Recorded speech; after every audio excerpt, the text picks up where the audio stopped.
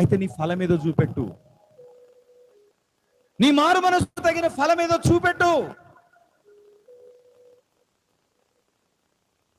Doctor దగ్గరికి పోయినప్పుడు అనారోగ్యం వచ్చిందని పోతే ఫస్ట్ డాక్టర్ చూసే టెస్ట్ ఏంటో తెలుసా?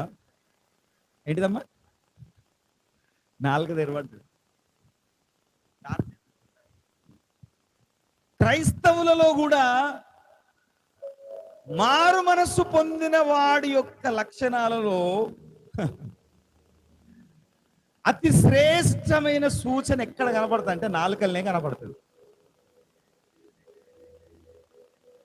వాళ్ళ మాటతోనే చెప్పొచ్చు వీడు రక్షింపబడ్డోడా కాదా.